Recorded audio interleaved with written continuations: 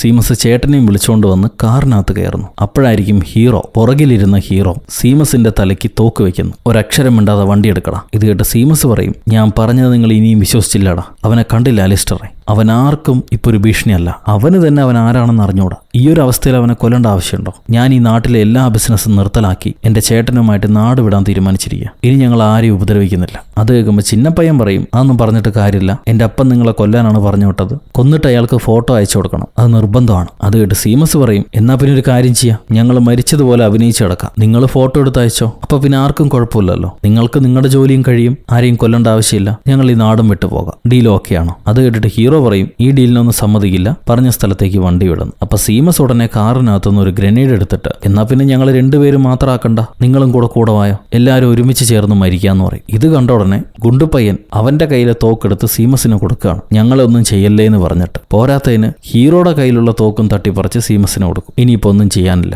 Seamus ആണെങ്കിൽ അപ്പൊ നമുക്ക് ഞാൻ പറഞ്ഞ പ്ലാൻ തന്നെ വർക്കൗട്ട് ചെയ്യാമെന്നും പറഞ്ഞ് ഇവര് സീമസ് താമസിച്ചിരുന്ന ആ പഴയ ക്യാരവാനുള്ള സ്ഥലത്തേക്ക് തന്നെ പോവാണ്. അവിടുന്ന് ഈ രണ്ടുപേരും സീമസും ചേട്ടനും മരിച്ചതുപോലെ അഭിനയിച്ചു കിടക്കും. ഹീറോ ആണ് ഫോട്ടോ എടുക്കുന്നത്. അവരുടെ കൂടെ കുട്ടുപയ്യനുണ്ട്. അവരെ കൊന്നതുപോലെ അവൻ പോസ് കാണിച്ചിരിക്കുക. ഇതിൽ ഹീറോയ്ക്ക് പുതിയ ഫോണൊന്നും ഉപയോഗിക്കാൻ അറിയാത്തതുകൊണ്ട് ഫോട്ടോ എടുക്കാൻ അറിയില്ല. സീമസ് കുറെ നേരം കടന്നിട്ട് അവസാനം ദേഷ്യപ്പെടും, എന്റെ കഴുത്ത് വേദനിക്കുന്നുണ്ട്, വേഗം എടുക്കട ഫോട്ടോ എന്ന്. അവസാനം എങ്ങനെയൊക്കെ തപ്പിപ്പിടിച്ച് ഹീറോ ഫോട്ടോ എടുത്തു. ആ നേരത്തെ ഈ സീമസിന്റെ കൂടെ കണ്ണട വെച്ചൊരു റൗഡി നിപ്പുണ്ട്. രാത്രിയാണ് അവിടെ കണ്ണട എന്ന് ചോദിച്ച് ഹീറോ അവനെ കളിയാക്കും. അതിനാ റൗഡി, ഇത് ഡോക്ടർ എഴുതി തന്ന കണ്ണടയാടാ മണ്ട, അത് രാത്രിയും വെച്ചാലേ എനിക്ക് കണ്ണ് കാണുള്ളൂ എന്ന് പറയും. എന്തായാലും ഇപ്പോ ഹീറോ ആ ഫോട്ടോ അവന്റെ ബോസിന് അയച്ചു കൊടുക്കാൻ നിൽക്കുക. അപ്പൊ അവസാനമായിട്ട് അവന്റെ സംശയം, ഞാൻ ഈ ഫോട്ടോ അയച്ചു കഴിഞ്ഞിട്ട് നീ ഞങ്ങളെ ഉപദ്രവിച്ചാലോ? അത് നടക്കാതിരിക്കാൻ എന്താണ് ഗ്യാരണ്ടി? ഇത് കേട്ട ഉടനെ സീമസ് നമ്മുടെ കുട്ടുപയ്യനെ പിടിച്ച് ലോക്ക് ചെയ്തിട്ട്, ഞാൻ നിങ്ങളെ ഉപദ്രവിക്കാനൊന്നും പോകുന്നില്ല, ഞങ്ങൾ ജീവനോടെ ഉണ്ടെന്ന് നിങ്ങൾ ആരോടും പറയാതിരുന്നാൽ മതി. പിന്നെന്തിനെനിക്ക് നിങ്ങളെ ഉപദ്രവിക്കണം? ഞങ്ങളിപ്പോൾ മരിച്ചു പോയില്ലേ, ഞങ്ങൾ ആരെയും ഉപദ്രവിക്കില്ല എന്നും പറഞ്ഞ്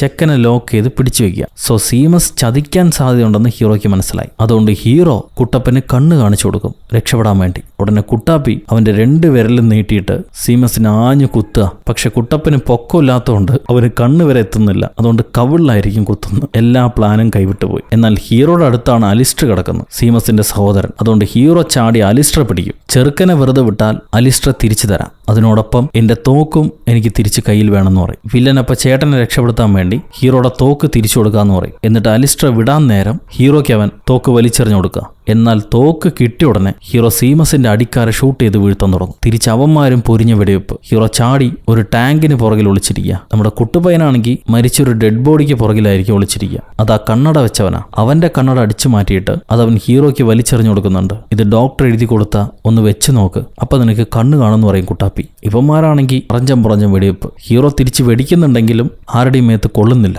ഒന്ന് ആ കണ്ണട വെച്ച് നോക്കടാ മണ്ട, ചിലപ്പോൾ കണ്ണ് കാണുമെന്ന് കുട്ടാപ്പി വിളിച്ച് പറയുന്നുണ്ട്. എന്നാ പിന്നെ അവസാനം ഒന്ന് വെച്ച് നോക്കാന്നും പറഞ്ഞ് ഹീറോ കണ്ണട വെച്ചിട്ട് ഷൂട്ട് ചെയ്യുമ്പം കറക്റ്റ് വില്ലന്മാരുടെ തലക്കിട്ടും തോളത്തിട്ടും കൊള്ളുന്നുണ്ട് വെടി. സോ കണ്ണട തനിക്ക് വേണ്ടതായിരുന്നു എന്ന് ഇപ്പോഴാണ് ഹീറോയ്ക്ക് മനസ്സിലാവുന്നത്. അത് കഴിഞ്ഞ് കുട്ടപ്പനെ അടുത്ത് വിളിച്ച് അവന്റെ കയ്യിൽ തോക്ക് കൊടുത്തിട്ട് ഹീറോ സീമസിനെ പിടിക്കാൻ ചെല്ലും. അപ്പൊ സീമസ് ആണെങ്കിൽ ചേട്ടനെയും വിളിച്ച് നേരെ ക്യാരവാനകത്തേക്ക് കയറുക. ഇവര് കയറിക്കൊണ്ടിരിക്കുമ്പോഴായിരിക്കും ഹീറോ ചാടി വീണ് മറ്റൊരു തോക്കെടുത്ത് ഈ ക്യാരവാന്റെ ഗ്യാസ് സിലിണ്ടറിനിട്ട് പൊട്ടിക്കുക. ഉടനെ ക്യാരവാൻ മുഴുവനായിട്ട് വലിയ ബ്ലാസ്റ്റ് പൊട്ടിത്തെറിക്കുകയാണ്. അതിനകത്ത് പെട്ട അലിസ്റ്റർ ആ സ്പോട്ടിൽ തന്നെ കരിഞ്ഞുപോയി. അനിയൻ സീമസ് ആണെങ്കിൽ ദൂരേക്ക് തെറിച്ചു വീണിരിക്കുന്നു. അയാളുടെ കഥയും കഴിയാൻ പോവാ. കാറിന് മണ്ടയിൽ മരിക്കാൻ കിടക്കുമ്പോൾ സീമസ് പറയും, എന്റെ അച്ഛൻ വലിയൊരു കുടിയനായിരുന്നു. അലിസ്റ്റർ ആയിരുന്നു അപ്പൻ്റെ കയ്യിൽ നിന്ന് തല്ല് വാങ്ങിച്ചുകൊണ്ടിരുന്നു. അതുകൊണ്ട് എനിക്ക് തല്ല് കിട്ടിയിട്ടില്ല. അവൻ എന്നെ രക്ഷപ്പെടുത്തി. അവൻ നല്ലൊരു സഹോദരനായിരുന്നു. എന്തായാലും അവൻ പോയി. ഇനി ഞാനും പുറകെ ചെല്ലാം. മരിക്കാൻ പോകുന്നതുകൊണ്ട് അവസാനമായിട്ട് 4 വാക്ക് നിങ്ങൾക്ക് പറയാൻ പറ്റുമോ? ഇവിടെ എന്തായാലും പള്ളിയിലച്ഛനില്ലല്ലോ. അതുകൊണ്ട് അവസാനമായിട്ട്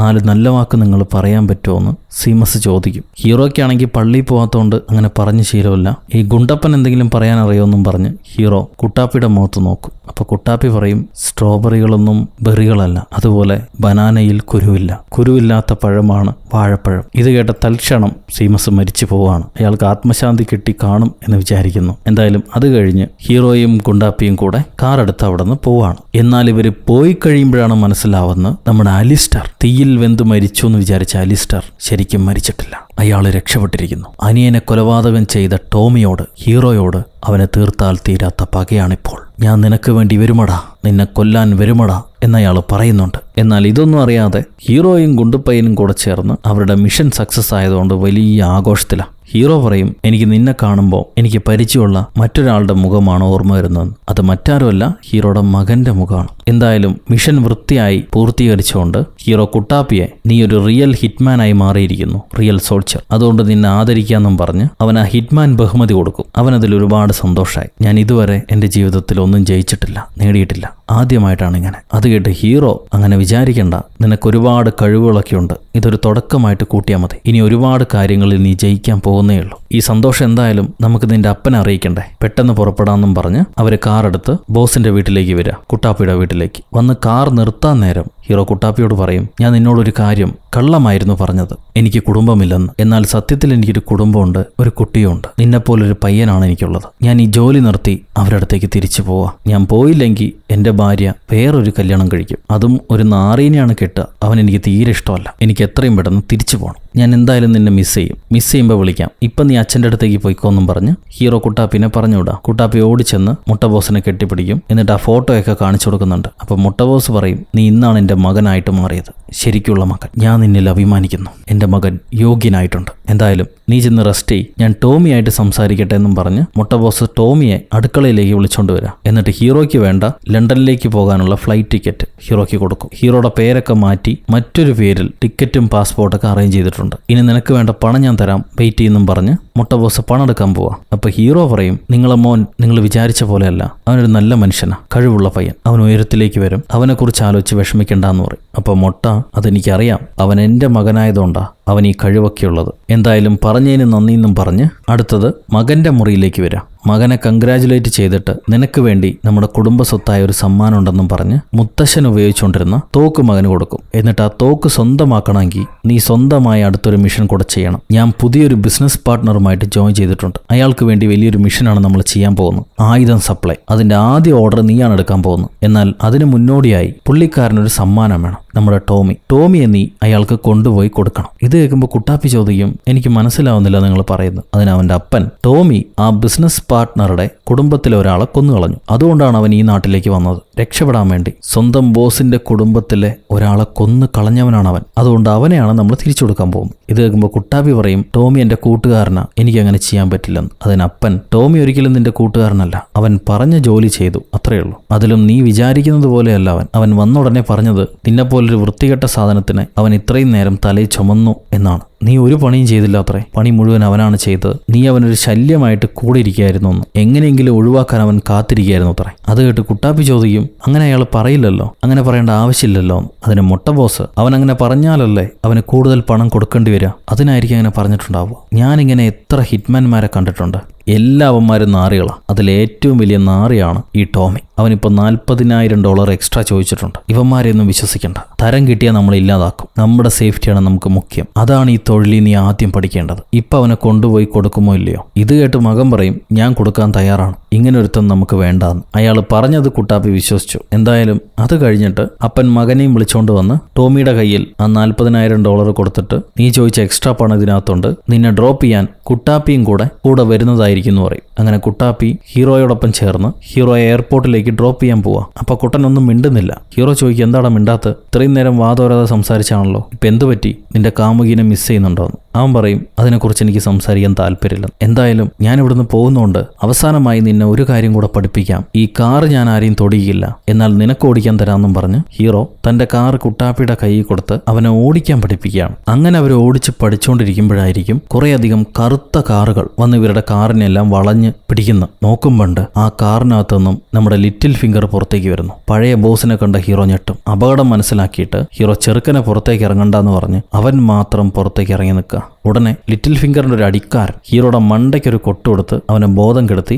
അവന്റെ വീട്ടിലേക്ക് തന്നെ, ഹീറോയുടെ വീട്ടിലേക്ക് തന്നെ അവനെ കൊണ്ടുപോയി കെട്ടിയിടും. ഹീറോ ബോധം വന്ന് നോക്കുമ്പോണ്ട് കുട്ടാപ്പിയോട് ലിറ്റിൽ ഫിംഗർ നന്ദി പറയാ, നിന്റെ അപ്പനെടുത്ത തീരുമാനമാണ് ശരി, ഒരു ബിസിനസ്സുകാരൻ എടുക്കേണ്ട തീരുമാനമായിരുന്നു അത്, അതിന് സഹായിച്ച നിനക്കും നന്ദിയെന്ന് അയാൾ പറയും. അപ്പോഴാണ് ഹീറോയ്ക്ക് മനസ്സിലാവുക കുട്ടാപ്പി ഹീറോയെ ചതിച്ചാണെന്ന്. എന്തായാലും ഇപ്പോൾ ലിറ്റിൽ ഫിംഗർ കുട്ടാപ്പിയോട് താഴെ കാറിൽ ചെന്ന് വെയിറ്റ് ചെയ്യാൻ പറയും. അവനൊന്നും മിണ്ടാതെ ഇറങ്ങിപ്പോകുന്നു. എന്നാൽ അവന് നല്ല സങ്കടമുണ്ട്, താൻ ചെയ്യുന്നത് ശരിയാണോ തെറ്റാണോ എന്നറിയില്ല. ഹീറോ ഒരു നാറിയാണെന്ന് വിചാരിച്ചിട്ടാണ് ഇവൻ എന്തായാലും ഹീറോയെ ഒറ്റ കൊടുത്ത് ഇപ്പം മെല്ലെ താഴേക്ക് ഇറങ്ങി വരുമ്പോണ്ട് നമ്മുടെ അലിസ്റ്റർ ഹീറോയെ അന്വേഷിച്ച് വന്നിട്ട് ലിറ്റിൽ ഫിംഗറുടെ ആൾക്കാരെയൊക്കെ ഓരോന്നായിട്ട് കൊന്നുകൊണ്ടിരിക്കുക. ഇവിടെ ലിറ്റിൽ ഫിംഗർ ആണെങ്കിൽ എൻ്റെ കുടുംബത്തെ നീ ഇല്ലാതാക്കിയോടാ, നിന്നെ ഞാൻ വെറുതെ വിടില്ല, നിന്നെ ഞാൻ കൊന്നുകളയെന്നൊക്കെ പറഞ്ഞ് തോക്ക് കയ്യിലെടുക്കുന്നുണ്ട്. അപ്പോൾ ഇവിടെ കുട്ടാപ്പി നമ്മുടെ അലിസ്റ്ററെ കണ്ട് പേടിക്കും. അവൻ താഴെയുള്ള എല്ലാവരെയും തട്ടിയിട്ട് അവരെ തോക്കുമെടുത്ത് ഹീറോയുടെ മുറിയിലേക്ക് വരിക. അലിസ്റ്റർ ലിറ്റിൽ ഫിംഗർ ആണെങ്കിൽ 1 മണിക്കൂർ അവൻ്റെ പകയെല്ലാം ഹീറോയോട് പറഞ്ഞിട്ട് വെടിവെക്കാൻ നിൽക്കുമ്പോഴായിരിക്കും അലിസ്റ്റർ ഒരു അടിക്കാരനെയും പിടിച്ച് ഹീറോയുടെ അടുത്തേക്ക് വരുന്നു. ഈ നേരത്ത് കുട്ടപ്പൻ എവിടുന്നൊക്കെയോ ഒരു തോക്കൊക്കെ ഒപ്പിച്ചിട്ട് അവനും വരികയാണ് ഹീറോയെ കെട്ടിവെച്ചിരിക്കുന്ന മുറിയിലേക്ക്. ഇവിടെ ലിറ്റിൽ ഫിംഗറും അലിസ്റ്ററും പരസ്പരം തോക്ക് ചൂണ്ടിയിട്ട് ലിറ്റിൽ ഫിംഗർ പറയും, എൻ്റെ കുടുംബത്തിലെ ഒരാളെയാണ് ഇവൻ കൊന്നത്, അതുകൊണ്ട് ഇവൻ എനിക്ക് വേണമെന്ന്. അലിസ്റ്റർ പറയും, എൻ്റെ സഹോദരനെയാണ് അവൻ കൊന്നത്, അതുകൊണ്ട് എനിക്ക് വേണമെന്ന്. കസിനെക്കാട്ടിലും സഹോദരനാണ് മുൻഗണന. അപ്പം ലിറ്റിൽ ഫിംഗർ, നിന്റെ ബ്രദറെ അവൻ എപ്പോഴാണ് കൊന്നത്? കഴിഞ്ഞ ദിവസം. എൻ്റെ കുടുംബക്കാരനെ 1 വർഷം മുന്നെയാണ് അവൻ കൊന്നത്. അപ്പം എനിക്കാണ് പ്രയോറിറ്റി. എൻ്റെ ആളെയല്ലേ മുന്നേ കൊന്നത്, ഞാൻ ആദ്യം ഇവനെ കൊല്ലാം, അത് കഴിഞ്ഞ് നീ ഒന്നുകൂടെ കൊന്നു. ഇത് കേൾക്കുമ്പോൾ അലിസ്റ്റർ പറയും, നമ്മൾ 2 പേരും അവനെ കൊല്ലാൻ പോകുന്നില്ല, അവൻ തന്നെ അവനെ ഷൂട്ട് ചെയ്ത് കൊല്ലണം, ആത്മഹത്യ പോലെ. അങ്ങനെയാണെങ്കിലേ അവൻ നരകത്തിൽ പോവുള്ളൂ. ഞാൻ ബൈബിൾ വായിച്ചിട്ടുണ്ട്, അവൻ നരകത്തിൽ ചെന്ന് നരകിക്കണം, അതിന് ആത്മഹത്യയാണ് ഒരേ ഒരു വഴി. അവൻ സ്വന്തം തലയിൽ വെടിവെക്കട്ടെ. അത് കേട്ട് ലിറ്റിൽ ഫിംഗർ പറയും, അങ്ങനെ വിടാൻ പറ്റില്ല, അപ്പൻ്റെ പ്രതികാരം തീരില്ല, ഞാൻ നാട്ടിൽ ചെന്നിട്ട് ഞാൻ തന്നെ കൊന്നു എന്ന് പറയണം. ഒരു കാര്യം ചെയ്യാം, ഞാൻ ആദ്യം അവൻ്റെ നെഞ്ചി വെടിവെക്കാം, അത് കഴിയുമ്പോൾ അവൻ സ്വന്തം തലയിൽ വെടിവെക്കട്ടെ. അത് കേട്ട് അലിസ്റ്റർ പറയും, അതൊന്നും പറ്റില്ല, അത് ആത്മഹത്യ ആവില്ലെന്ന്. അപ്പം ലിറ്റിൽ ഫിംഗർ, ഞാൻ എന്നാൽ അവൻ്റെ കാലി വെടിവെക്കാം, അത് കഴിഞ്ഞ് അവൻ തലയിൽ വെടിവെക്കട്ടെ. ഇത് കേട്ട് ഹീറോ പറയും, ഞാനൊരു ഓപ്ഷൻ പറയട്ടെ എന്ന്. ഇല്ല, നിന്റെ സമയമായിട്ടില്ല, ഞങ്ങൾ സംസാരിച്ച് തീരുമാനം എടുക്കട്ടെ എന്നും പറഞ്ഞ് ഇവർ വീണ്ടും തമ്മിൽ വഴക്കുണ്ടാക്കുക. അപ്പോഴേക്കും ഹീറോ തൻ്റെ കയ്യിലെ കെട്ട് എങ്ങനെയൊക്കെയോ അറുത്ത് മാറ്റിയിട്ടുണ്ട്. അവൻ ചാടി വീണ് ലിറ്റിൽ ഫിംഗറെ കഴുത്തി പിടിക്കും. അവൻ്റെ കയ്യിലുണ്ടായിരുന്ന തോക്കും ഇപ്പം ഹീറോയുടെ കയ്യിലായി. എന്നാൽ അലിസ്റ്റർ, അവൻ ആരെയും നോക്കേണ്ട ആവശ്യമില്ലല്ലോ, അതുകൊണ്ട് എല്ലാം ഒരുമിച്ച് ചാവനിടാന്നും പറഞ്ഞ് അലിസ്റ്റർ ഹീറോയുടെ നേർക്ക് നിറയൊഴിക്കുക. എല്ലാം കൊള്ളുന്നത് ലിറ്റിൽ ഫിംഗറിന്. അവസാനം ലിറ്റിലിനെയും കൊണ്ട് ഹീറോ ബിൽഡിങ്ങിന്റെ മണ്ടയെന്ന് വേസ്റ്റ് ബാസ്ക്കറ്റിലേക്ക് ചാടും. ലിറ്റിലും മരിച്ചു, അവന്റെ കൂടെ ഉണ്ടായിരുന്ന ആൾക്കാരും മരിച്ചു. ഇനി ഇവിടെ നിൽക്കണ്ടെന്നും പറഞ്ഞ് ഹീറോ അവിടെ നിന്ന് ഓടി രക്ഷപ്പെടുക. കയ്യിൽ കിട്ടിയ കാറുമായിട്ട് എസ്കേപ്പായി. എന്നാൽ അപ്പോഴായിരിക്കും നമ്മുടെ കുട്ടാപ്പി ഹീറോയെ രക്ഷപ്പെടുത്താൻ വേണ്ടി അവന്റെ മുറിയിലേക്ക് കടന്നു ചെന്ന് അലിസ്റ്റർ പിടിപ്പെടുന്നു. കുട്ടാപ്പിനെ കാണുമ്പോൾ അലിസ്റ്റർ ആവട്ടെ, മുഹമ്മദ്, നിന്നെ ഞാൻ കാത്തിരിക്കുകയായിരുന്നു മുഹമ്മദ് എന്ന് പറയും. ഇയാൾക്ക് പേരൊന്നും ഓർമ്മയില്ലല്ലോ, അതുകൊണ്ട് സ്വപ്നത്തിൽ കണ്ട പേരൊക്കെയാണ് ആൾക്കാരെ ഇട്ട് വിളിക്കുന്നത്. ഈ സമയത്ത് ഹീറോ ആ നാട് വിട്ടു പോകാനുള്ള തയ്യാറെടുപ്പില്ല. കാർ എവിടെയെങ്കിലും വിറ്റിട്ട് പോവാണെങ്കിൽ കുറച്ച് പണം കിട്ടുമല്ലോ, അത് വിൽക്കാൻ പറ്റുമെന്ന് ചോദിക്കുമ്പോൾ ആൾക്കാർ ഇരുമ്പ് വിലയ്ക്ക് എടുക്കാമെന്ന് പറയും. അവനെ തെറി പറഞ്ഞുകൊണ്ടിരിക്കുമ്പോഴാണ് അലിസ്റ്റർ ഹീറോയെ വിളിക്കുന്നത്. അലിസ്റ്റർ ഹീറോയോട് പറയും, നമ്മുടെ സംസാരം തീർന്നിട്ടില്ല, നീ എൻ്റെ സഹോദരൻ എന്താണോ ചെയ്തത് അതെനിക്ക് നിന്നോട് ചെയ്യണം, അതേപടി ഞാൻ പറഞ്ഞ സ്ഥലത്തേക്ക് നീ വരണം. അത് കേട്ട് ഹീറോ പറയും, നീ ഒരു കാര്യം ചെയ്യ്, വേറെ ആരെങ്കിലും വിളിച്ചുകൊണ്ട് പോയി ഇപ്പൊ തൽക്കാലം പ്രതികാരം തീർക്ക്, എനിക്ക് സമയമില്ല, ഞാൻ നാട്ടിലേക്ക് പോവാണെന്ന്. അപ്പം അലിസ്റ്റർ, അങ്ങനെയാണെങ്കിൽ എനിക്ക് മുഹമ്മദിനെ കൊല്ലേണ്ടി വരുമെന്ന് പറയും. അത് കേട്ട് ഹീറോ ചോദിക്കുകയാണ്, ഏത് മുഹമ്മദ്? പ്രവാചകൻ മുഹമ്മദ് ആണെന്ന്. അതിന് അലിസ്റ്റർ, ആ മുഹമ്മദ് അല്ല, നിന്റെ കൂടെ ചപ്ലിങ്ങ മോന്തയും വെച്ച് ഒരു ഗുണ്ടുപയൻ നടന്നില്ലേ, ആ മുഹമ്മദ്, അവന് ജീവനോടെ വേണമെങ്കിൽ ആ പഴയ സ്ഥലത്തേക്ക് വാന്ന്. അതിന് ഹീറോ, അവൻ എൻ്റെ ആളല്ല, അവനുമായിട്ട് എനിക്കൊരു ബന്ധവുമില്ല, ഇതെല്ലാം തുടങ്ങി വെച്ചത് വേറെ ടീമാ, ഞാൻ അവനെ നിനക്ക് ടൈപ്പാക്കി തരാമെന്ന് പറയും. പക്ഷെ അലിസ്റ്റർ കേൾക്കില്ല. അരമണിക്കൂറിൽ എത്തിയില്ലെങ്കിൽ ഞാൻ മുഹമ്മദിനെ കൊന്നുകളയെന്ന് പറഞ്ഞ് അവൻ കോള് കട്ടാക്കുക. ഹീറോ ആണെങ്കിൽ ഇത് കഴിഞ്ഞ് മൊട്ടയെ വിളിച്ച് നോക്കുന്നുണ്ട്. എടാ നാറി, നീ എന്തൊക്കെയാ കാണിച്ചു കൂട്ടിയെന്ന് എനിക്കറിയാം, ഇപ്പം അതിനെക്കുറിച്ച് സംസാരിക്കാൻ സമയമില്ല. എന്തായാലും അലിസ്റ്റർ നിന്റെ പുതിയ കൂട്ടുകാരൻ ഡാർബിയുടെ ആൾക്കാരെയും അയാളെയും കൊന്നുകളഞ്ഞു. ഇപ്പം നിന്റെ മകനെയും വിളിച്ചുകൊണ്ട് പോയിട്ട് എന്നെ കൊല്ലണമെന്ന് പറഞ്ഞ് നടക്കുക. നിന്റെ മോനെ ജീവനോടെ വേണമെങ്കിൽ നീ അലിസ്റ്ററെ കണ്ടുപിടിച്ച് അവനെ രക്ഷപ്പെടുത്തിക്കോ, എനിക്ക് നാട്ടിൽ പോകാൻ സമയമായി. അത് കേട്ട് മൊട്ട പറയും, നിന്നോട് ആര് പറഞ്ഞടാ ഡാർബിനെ കൊല്ലാൻ? അവനുമായിട്ട് എത്ര കോടി രൂപയുടെ ഡീലിംഗ് എന്നറിയാം നടത്തിയത്? ആ പണമൊക്കെ ഇനി ഞാൻ എവിടുന്ന് വാങ്ങിക്കും? ഒരു മനുഷ്യനെ കൊല്ലുന്നതിന് മുന്നേ ചോദിക്കണ്ടേ? ആയുധം ബിസിനസ്സിന് ആഗ്രഹിച്ചിരിക്കുകയായിരുന്നു ഞാൻ. അത് കേട്ട് ഹീറോ പറയും, ഇങ്ങനെ മണ്ടത്തരം പറയാതെ ആദ്യം നിന്റെ മകനെ രക്ഷപ്പെടുത്താൻ നോക്കുന്നു. അതിന് മൊട്ട ബോസ്, ഒരാണ് അവന്റെ സ്വന്തം കുഴപ്പങ്ങൾ സ്വയം നേരിടണം, അതിന് മറ്റുള്ളവരെ ആശ്രയിക്കാൻ പാടില്ല എന്ന് പറയും. ഇത് കേട്ട ഹീറോ പോയി തൂങ്ങിച്ചവിടെ പന്നിയെന്നും പറഞ്ഞ് കോള് കട്ട് ചെയ്തിട്ട് പോവാം. ഹീറോ കോള് കട്ട് ചെയ്തത് മൊട്ടയ്ക്ക് ഇഷ്ടപ്പെട്ടിട്ടില്ല. അയാൾ ഞാൻ എല്ലാത്തിനെയും കൊല്ലും, എല്ലാത്തിനെയും തിന്നെന്ന് പറയുമ്പം ഇയാൾക്ക് പാചകം ചെയ്യുന്ന ജോലിക്കാരി പറയും, എന്നൊരു കാര്യം ചെയ്യ്, നീ സ്വന്തമായിട്ട് പാചകം ചെയ്ത് തിന്നോ, a man solves his own problem എന്നല്ല നീ പറയാറ്, നിന്റെ കുഴപ്പങ്ങൾ നീ തന്നെ ശരിയാക്കി, ഞാൻ പോവാന്നും പറഞ്ഞ് അവൾ പെട്ടിയെടുത്തിറങ്ങും. ഇവിടെ ഹീറോ ആണെങ്കിൽ ചെറുക്കൻ്റെ അപ്പന് ചെക്കനെ രക്ഷപ്പെടുത്താൻ വലിയ താല്പര്യമില്ല, എന്നാൽ അവനെ കൊണ്ട് സഹായിക്കാതിരിക്കാൻ പറ്റില്ല. സോ ആ ട്രിപ്പ് ക്യാൻസൽ ചെയ്തിട്ട് ഹീറോ ചെക്കനെ രക്ഷപ്പെടുത്താൻ വേണ്ടി വരിക. അപ്പം അലിസ്റ്റർ ഇവിടെ, നിന്നെ കാപ്പാത്താൻ ആരും വരുന്നില്ലല്ലോടാ ഗുണ്ടുപയ്യ, നിന്നെ കൊന്നു കഴിഞ്ഞിട്ട് ഒരു പ്രോപ്പർ മുസ്ലിം ബറിയൽ നടത്താൻ എനിക്കറിയില്ല, എനിക്കറിയുന്നത് പോലെ ചെയ്യാം, എന്നോട് ക്ഷമിക്ക്. ഇപ്പൊ ഒരു കാര്യം ചെയ്യ്, സ്വന്തം തലയ്ക്ക് നീ തന്നെ വെടിവെക്കി, ആത്മഹത്യ ചെയ്താലേ നരകം കിട്ടും, അതുകൊണ്ട് 10 വരെ എണ്ണം, അപ്പോഴേക്കും വെടിവെക്കുന്നും പറഞ്ഞ് അവന്റെ തലയ്ക്ക് നേരെ തോക്ക് പിടിച്ചുകൊണ്ടിരിക്കുക. ഇങ്ങനെ ചെയ്യുന്ന ആത്മഹത്യയല്ല, ഇത് കൊലപാതകമാണ്, കുറച്ചുകൂടെ ആലോചിക്കാൻ സമയം താന്നും പറഞ്ഞ് കുട്ടുപ്പയ്യൻ കുറച്ചുകൂടെ സമയം പിടിച്ചിരിക്കുന്നുണ്ട്. അപ്പോഴേക്കും ഹീറോ കാറുമായിട്ട് അവിടെ എത്തിക്കഴിഞ്ഞു. ഹീറോ പറയും, എന്നെ എന്ത് വേണമെങ്കിലും ചെയ്തോ, ആ ചെറുക്കനെ വെറുതെ വിടാം. അപ്പോൾ അലിസ്റ്റർ, നീ സ്വന്തം ദേഹത്ത് വെടിവെക്കുകയാണെങ്കിൽ ഞാൻ ആ ചെറുക്കനെ വെറുതെ വിടാന്ന് പറയും. അത് കേട്ട ഹീറോ ചോദിക്കുകയാണ്, നീ അവനെ വെറുതെ വിടുമെന്ന് ഞാൻ എങ്ങനെ വിശ്വസിക്കാനാ? എന്താണ് അതിന് ഉറപ്പെന്ന് ചോദിക്കുക. അപ്പോൾ അലിസ്റ്റർ, നമുക്ക് രക്തത്തിൽ സത്യം ചെയ്യാം, ഞാനതിന് തയ്യാറാണെന്നും പറഞ്ഞ് കൈപൊക്കി കൈ അറക്കാൻ നിൽക്കും, പഴയ ആൾക്കാർ ചെയ്യുന്ന പോലെ. ഇത് കണ്ടിട്ട് ഹീറോ, അതിൻ്റെ ആവശ്യമൊന്നുമില്ല, നീ മണ്ടനാണെങ്കിലും സത്യസന്ധനാണെന്ന് എനിക്കറിയാം, അതുകൊണ്ട് ഞാൻ സ്വന്തം നെഞ്ചത്ത് വെടിവെച്ച് ചത്തോളാം, നീ ആ ചെറുക്കനെ വിട്ടേക്ക്, ആദ്യം അവൻ്റെ കൈയറുത്ത് വിടുന്നും പറഞ്ഞ് കയ്യിലെ കെട്ടഴിച്ചിട്ട് ഹീറോ തോക്കെടുത്ത് സ്വന്തം നെഞ്ചത്ത് വെടിവെക്കുക. എന്നിട്ട് അയ്യോ അമ്മേ, അയ്യോ ഞാൻ മരിച്ചേന്ന് പറഞ്ഞ് നിലത്തേക്ക് വീഴുക. എന്നാൽ അവൻ്റെ കാട്ടിക്കൂട്ടിൽ കാണുമ്പോൾ തന്നെ അലിസ്റ്റർക്ക് മനസ്സിലാകും, എനിക്കിടെ നാറി, ഇത്രയും വൃത്തികേടായിട്ട് സ്കൂൾ പിള്ളേർ പോലും അഭിനയിക്കില്ല, നീ വെസ്റ്റ് ധരിച്ചിട്ടുണ്ടെന്ന് എനിക്കറിയാം, എഴുന്നേറ്റിട്ട് പ്രോപ്പറായി തലയ്ക്ക് വെടിവെക്കി, എന്നാലേ ഞാൻ ഈ കുട്ടിയെ വെറുതെ വിടുള്ളൂ എന്ന് പറയും. സോ ഹീറോയ്ക്ക് വേറെ വഴിയില്ല,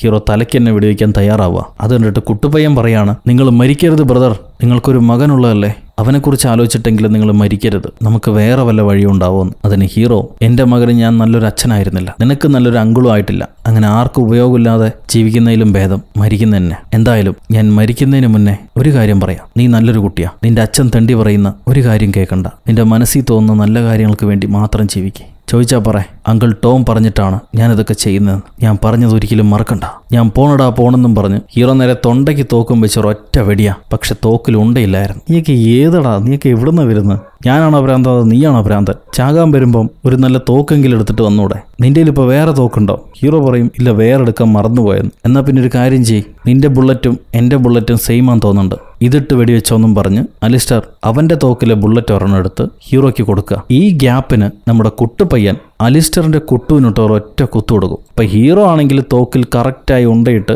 അലിസ്റ്ററിന് ഒരൊറ്റ വെടി, ആ വെടി കൊണ്ടു അലിസ്റ്റർ വീണു. ഭാഗ്യത്തിന് നമ്മുടെ പിള്ളയും തള്ളയും രക്ഷപ്പെട്ടു. എന്നാൽ ഈ പ്രാന്തൻ ചാകുന്നേയില്ല, അണ്ടർടേക്കറിനെ പോലെ എഴുന്നേറ്റ് വരാം. അയാൾ എഴുന്നേറ്റ് വെടിവെക്കാൻ തുടങ്ങും. ഉടനെ ഹീറോ ഓടിച്ചെന്ന് കാറിന് പുറകിൽ ഒളിക്കുക. അയാൾ വെടിവെപ്പ് നിർത്തിയിട്ടില്ല. സോ ഇവനെ പറ്റിക്കാൻ വേണ്ടി ഹീറോ, അലിസ്റ്റർ, എനിക്കൊരു കാര്യം പറയാനുണ്ട്, സീമസ് മരിക്കുന്നതിന് മുന്നേ ആയിട്ട് നിന്റെ അച്ഛൻ്റെ കാര്യം പറഞ്ഞു, ആ ഒരു രഹസ്യം എനിക്ക് നിന്നോട് പറയാനുണ്ട്. അപ്പോൾ അലിസ്റ്റർ ചോദിക്കും, എന്താണ് ആ രഹസ്യമെന്ന്. അതായത് ആ രഹസ്യം അവൻ എത്രയും പെട്ടെന്ന് നിന്നെ കാണും എന്നതായിരുന്നു. ഇത് ഹീറോ പറഞ്ഞു തീരുമ്പോഴേക്കും നമ്മുടെ കുട്ടുപയ്യൻ അലിസ്റ്ററെ പറ്റിച്ച് കാർ എടുത്തോണ്ട് വന്ന് അലിസ്റ്റർ കിട്ടൊരൊറ്റ ഇടിച്ചു കൊണ്ടുപോയി മറ്റൊരു കാറിൽ കുടുക്കി ഞെരുക്കി കൊന്നുകളയും. അങ്ങനെ ഇപ്പോഴെങ്കിലും അവൻ മരിച്ചോന്ന് നോക്കുമ്പോൾ അലിസ്റ്റർ കണ്ണു തുറന്ന് ഹീറോയെ നോക്കിയിട്ട്, ദൈവമേ, ഞാനിപ്പോൾ നിങ്ങളെ കാണുന്നു, എനിക്കെല്ലാം കാണാൻ കഴിയുന്നുണ്ട്, നിങ്ങൾക്ക് എന്നോട് എന്തെങ്കിലും പറയാനുണ്ടോ എന്ന് ചോദിക്കും. ഹീറോ പറയും, ഇപ്പം ദൈവത്തിന് പറയാനൊന്നുമില്ല, നീ എന്തായാലും നരകത്തിലേക്ക് ചെല്ലുന്നു. അലിസ്റ്റർ പാവം കണ്ണുമടച്ച് മരിച്ചു പോവാ. അത് കഴിയുമ്പോൾ ഹീറോ കുട്ടുപയ്യനെയും വിളിച്ചോണ്ട് അവിടുന്ന് നടന്നു നീങ്ങും. അപ്പോഴാണ് കുട്ടാപ്പി ചോദിക്കുക,